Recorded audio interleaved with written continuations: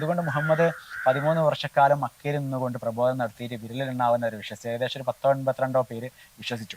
ആരും വിശ്വസിച്ചില്ല. ഇത് ഒരു തത്വശാസ്ത്രം പുതുതായിട്ട് കൊണ്ടുവരുന്ന സമയത്ത് നമുക്കത് വിശ്വസിപ്പിക്കാൻ പറ്റണം. പലപ്പോഴും തെളിവുകൾ ചോദിക്കുന്നുണ്ട്.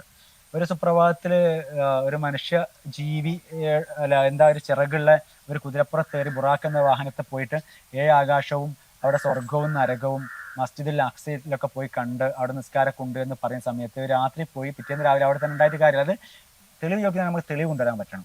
മക്കയിലെ 360 വിഗ്രഹ ദൈവങ്ങളെ ഒരുമിച്ച് ആരാധിച്ച് പോരുന്ന ഒരു ആ കാലത്തുള്ള ഒരു മക്കാ ഖുറൈശികളുടെ ഇടയിലേക്ക്, മക്കാ മുശ്രിക്കുകളുടെ ഇടയിലേക്ക് അതിൽ നിന്ന് ഒരു ദൈവത്തെ മാത്രം, മുഹമ്മദിന്റെ കുടുംബ ദൈവമായ അള്ളാഹു എന്ന ദൈവത്തെ മാത്രം അടർത്തി മാറ്റിയിട്ട് അതാണ് ദൈവം എന്ന് സ്ഥാപിക്കുന്ന സമയത്ത് ഉടനീളം ഖുർആനിൽ ചോദിക്കുന്നുണ്ട്, തെളിവ് ചോദിക്കുന്നുണ്ട്.